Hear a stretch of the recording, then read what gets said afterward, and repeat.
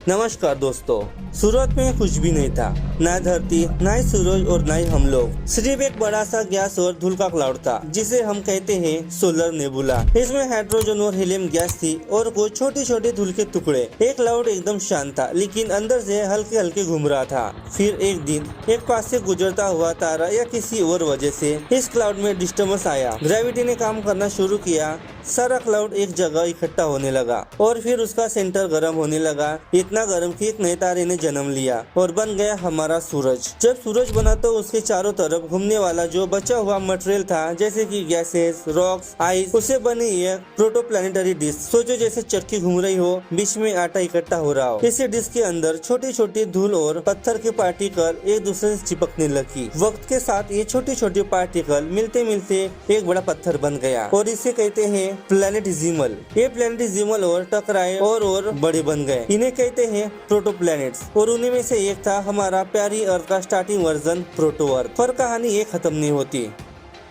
अर्थ जब नई बनी थी तो उस पर लगातार बड़े बड़े एस्टेरॉयड गिर रहे थे। इससे अर्थ इतनी गर्म हो गई कि पूरी तरह पिघल गई। जब अर्थ मेल्ट हुई तो भारी एलिमेंट जैसे कि आयरन अंदर डूब गए और हल्की चीजें ऊपर आ गई। इससे बना अर्थ का कोर, मेटल और क्रस्ट। फिर हुआ एक और जबरदस्त इवेंट, थिया इम्पैक्ट। थिया नाम का एक मार्स साइज प्लैनेट आकर अर्थ से टकरा गया। इस टकराव से अर्थ का एक बड़ा टुकड़ा स्पेस में चला गया और टुकड़ा धीरे धीरे घूमते हुए गोल बन गया और बन गया हमारा चंदा, जिसे इंग्लिश में मून कहते हैं। उसके बाद अर्थ पे हुआ लेट हेवी बॉम्बोडमेंट, एस्टेरॉयड और कॉमेट्स की बरसात। इनके साथ पानी और ऑर्गेनिक मॉलिक्यूल भी आए। शायद इसी पानी से बन गए ओशियंस और मॉलिक्यूल से शुरू हुई जिंदगी की कहानी। और थोड़ा शांत होने लगा, अंदर से गैसेस निकलकर एटमॉस्फेयर बनने लगी। जब एटमॉस्फेयर बना तब वाटर वेपर क्लाउड में बदल गया, बारिश हुई और बना समंदर। तब शुरू हुआ अर्थ का मैजिक। प्लेट टेक्टोनिक, अर्थ के क्रस्ट के टुकड़े हिलने लगे। इससे उठे पहाड़, बनी वैलीज और अलग अलग कॉन्टिनेंट्स। अर्थ के मोल्टेन कोर ने एक मैग्नेटिक फील्ड बनाई जो हमें सूरज की डेंजरस पार्टिकल से बचाता है। और फिर सबसे इम्पोर्टेंट मूवमेंट, जिंदगी का जन्म। सबसे पहले छोटी छोटी बैक्टीरिया बनी पानी में। इनमें से साइनोबैक्टीरिया ने सूरज की रोशनी से फोटोसिंथेसिस किया और ऑक्सीजन बनना शुरू किया। धीरे धीरे इसी ऑक्सीजन से एटमॉस्फेयर बना और जिंदगी को आगे बढ़ा दिया। अब धरती थोड़ी शांत हो गई थी। बारिश के बाद समंदर बन गए थे और एटमॉस्फेयर में कार्बन डाइऑक्साइड, मीथेन और वाटर वेपर जैसे गैसेस थे। सूरज की रोशनी, बिजली की चमक और समंदर के अंदर के केमिकल सब मिलके कुछ कर रहे थे। फिर कुछ मॉलिक्यूल्स आपस में जुड़ गए।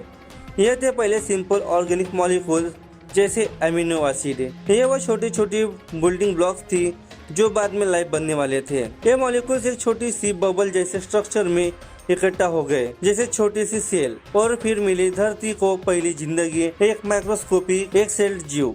फिर आई साइनोबैक्टीरिया। यह फोटोसिंथेसिस करती थी जैसे पौधे आज करते हैं। इन्होंने सूरज की रोशनी ली, कार्बन डाइऑक्साइड ली और बनाया ऑक्सीजन। ये ऑक्सीजन पहले समंदर में भर गया, फिर एटमॉस्फेयर में, और इसी ऑक्सीजन से शुरू हुआ लाइफ का असली मैजिक। अब ऑक्सीजन के साथ ही बना ओजोन लेयर, जो हमें सूरज के डेंजरस यूवी रे से बचाता है। जब ये प्रोटेक्शन मिला तभी जिंदगी समंदर के बाहर आने लगी। फिर आई मल्टी सेल्यूलर लाइफ, जैसे जेलीफिश, वर्म और धीरे धीरे पौधे।